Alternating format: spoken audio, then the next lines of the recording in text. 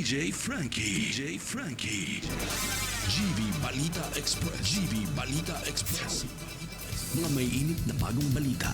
Mga balitang dapat mong malaman ngayong umaga. GV Balita Express. GV Balita Express. Mga balitang kinalap ng buong puwersa ng GV 99.9 Batangas. GV Balita Express. GV Balita Express. Mga balita sa loob at labas ng Timog Katagalugan. GV Balita Express. GV Balita Express. Narito na ang GV Balita Express. Magandang umaga mga ka-vibes, kayo ay nakatutok sa GV Balita Express sa programang Good Vibes Morning. Kasama niyo po ang inyong lingkod, DJ Frankie, at kasama rin po natin sa kabilang linya, DJ Joey Boy, upang maghatid ng pinakabagong balita, keeping us GV informed, GV aware, and GV updated. Muli ito po ang GV Balita Express. oras natin ngayon 5 minutos makalipas ang alas 7 ng umaga, hatid sa atin ng Mountain Rock Resort sa Barangay Talisay, Lipas City, Batangas. At dako na tayo sa ating headlines balita. OFWs mula Iran na ilabas ng ligtas sa Turkey. Gymnastics competition sinimulan na sa RAAM 2026 sa Batangas City. Pagtaas ng langis at kerosene maaaring magdulot ng dagdag gastos sa transportasyon at bilihin. Panukalang batas para sa mas murang kuryente inihain sa Kamara.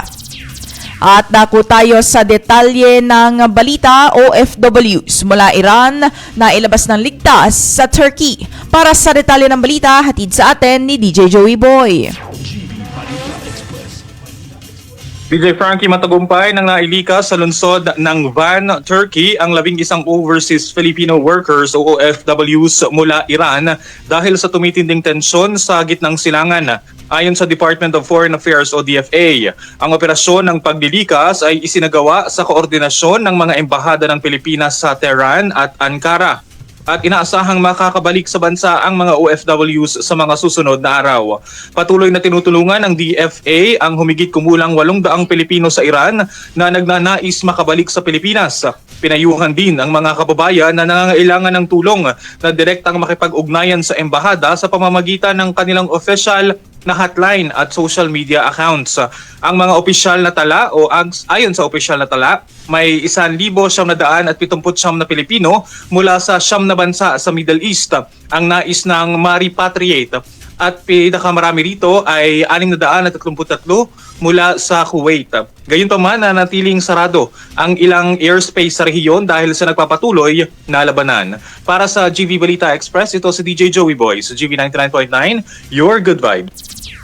At pataba ng ilang supplier naka-freeze habang iniimbestigahan ang kalidad ng produkto. Para sa karagdagang detalye ng balita, pansamantalang sinuspinde ng Department of Agriculture ang distribusyon ng pataba mula sa 5 supplier matapos makatanggap ng reklamo tungkol sa kalidad ng kanilang produkto.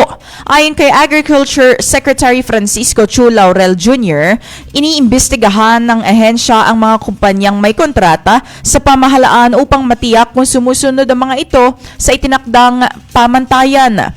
Nakikipagtulungan ang ahensya sa Fertilizer and Pesticide Authority upang suriin kung pumasa sa quality standards ng gobyerno ang mga pataba. Binibigyan diin ng kalihim na hindi dapat makulusot ang mga substandard na produkto, lalo na't binigay ng pamahalaan ang presyong kanilang inaalok sa bidding. Sa ilalim ng direktiba, ipina-freeze muna ang fertilizer stocks mula sa mga supplier hanggang mabigyan ng clearance ng Office of the Secretary. Inatasan din ng mga kawani ng Department of Agriculture na magsumite ng ulat ng pending delivery, kasalukuyan transaksyon at kaugnay na dokumento habang pinaiigting ang pagbabantay sa kalidad ng farm inputs sa gitna ng tumataas na gastos sa produksyon.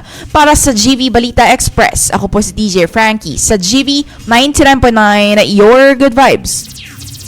At panukalang batas para sa mas murang kuryente inihain sa Kamara. Para sa detalye ng balita, DJ Joey Boy, pasok.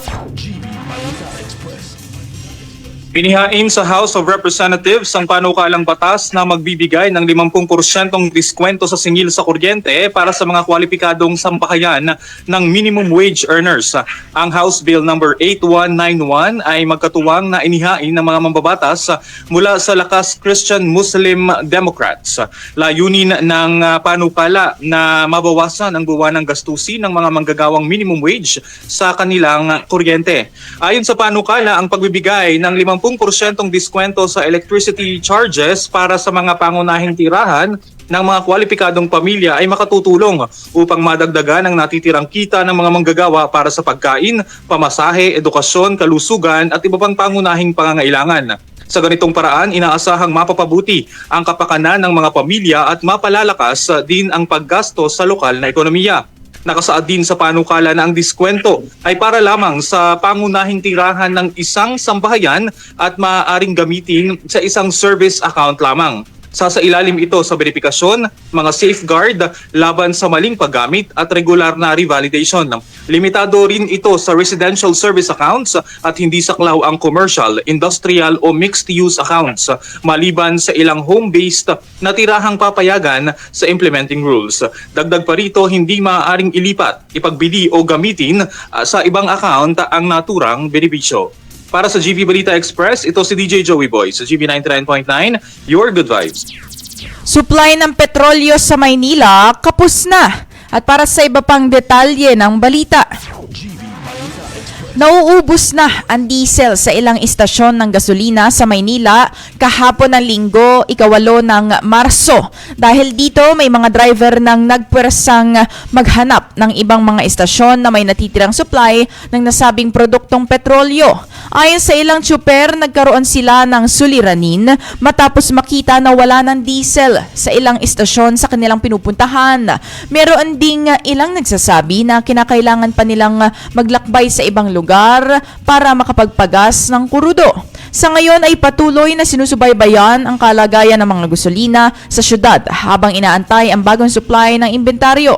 Inirekomenda ng mga motorista na maghanda sa kanilang mga biyahe at siguraduhin may sapat na gasolina o diesel ang inyong mga sasakyan.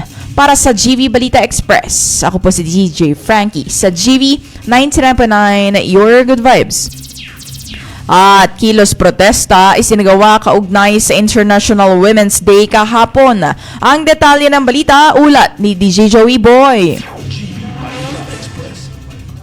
DJ Frankie, nagkaroon nga ng alitan sa isinagawang kilos protesta malapit sa US Embassy sa Maynila kasabay ng pagdiriwang ng International Women's Day nitong linggo. Nagtipon ang ilang organisasyon upang ipahayag ang iba't ibang mga issue na may kaugnayan sa karapatan at kapakanan ng mga babae. Sa gitna ng programa, naganap ang palitan ng sagot at tulakan sa pagitan ng ilang rallyista at mga pulis na naroroon sa lugar. Agad na kumilos ang mga ahensya upang hadlangan ang paglala ng kalagayan at mapanatili ang kaayusan sa paligid. Sa kabila ng nangyaring insidente, itinuloy ng mga nagpoprotesta ang kanilang mga aktibidad at pagtawag para sa mas matibay na proteksyon sa mga karapatan ng kababaihan. Patuloy na nagmamatsyag ang mga pulis para masiguro ang kaligtasan habang isinasagawa ang gawain. Para sa GV Balita Express, ito si DJ Joey Boy sa GV 99.9, Your Good Vibes. Gymnastics competition sinimulan sa RAAM 2026 sa Batangas City. At para sa iba pang detalye ng balita, formal nang sinimulan kahapon ika-8 ng Marso ang 2 araw na kompetisyon sa gymnastics bilang bahagi ng Regional Athletic Association Meet 2026 sa Batangas City Sports Center. Tampok sa paligsahan ang rhythmic gymnastics at qualifying round ng men's at women's artistic gymnastics na nilalahukan ng mga atleta mula sa iba't ibang dibisyon sa Calabarzon. Sa elementary level, may 14 divisions na may tig-3 kalahok na naglalaban-laban habang 11 division naman ang sumabak sa secondary level. Layunin ng mga gymnast na makakuha ng mataas na puntos mula sa mga horado upang makausad sa susunod na yugto ng kompetisyon. Kabilang sa event sa women's artistic gymnastics ang vault, uneven bars, balance beam at floor exercise, habang 6 na apparatus naman ang tampok sa men's category. Meron ding rhythmic gymnastics kung saan ipinapakita ng mga atleta ang kombinasyon ng galaw, balanse at koordinasyon gamit ang iba't ibang kagamitan. Para sa GV Balita Express, ako po si DJ Frankie sa GV 99.9, Your Good Vibes. At sa kabilang balita, mahigit na 4,000 pamilya nasunugan sa Quezon City. Ang ulat hatid ni DJ Joey Boy. Humigit kumulang 4,000 na pamilya ang nawala ng tirahan matapos masunog ang isang residential area sa Barangay Pinyahan sa Quezon City. Sa gitna ng kaguluhan, isang 51 anyos na lalaki ang nasawi matapos umanong atakihin sa puso. Ayon sa opisyal ng barangay, tinatayang nasa 80 hanggang 75% ng lugar ang naapektuhan ng sunog na nagresulta sa pagkawala ng tirahan ng libo-libong residente. Samantala, tinatayang nasa 4 na milyong piso ang halaga ng pinsala sa insidente habang patuloy pa ring iniimbestigahan ng mga otoridad ang sanhi ng sunog. Para sa GV Balita Express, ito si DJ Joey Boy sa GV 99.9, Your Good Vibes. RJJWC Calabarzon nagsagawa ng monitoring sa Bahay Pag-asa sa Cavite at Laguna. Para sa detalye ng balita, GV Balita Express. nagsasagawa ng facility visit at monitoring ang Regional Juvenile Justice and Welfare Committee o RJJWC Calabarzon sa may Bahay Pag-asa sa Cavite at Laguna. Layunin ng aktibidad na masuri ang kalagayan ng mga pasilidad na kumakalinga sa Children in Conflict with the Law o CICL at Children at Risk o CAR. Patuloy na nakikipagtulungan ang RJJWC Calabarzon sa mga lokal na pamahalaan at partner agencies upang higit pang mapalakas ang programang naglalayong protektahan, gabayan at matulungan ang mga batang makabalik sa maayos na pamumuhay. Para sa GV Balita Express, ako po si DJ Frankie sa GV 99.9, Your Good Vibes. At pagtaas ng langis at kerosene, maaaring magdulot ng dagdag gastos sa transportasyon at bilihin. Para sa detalye ng balita, DJ Joey Boy, pasok.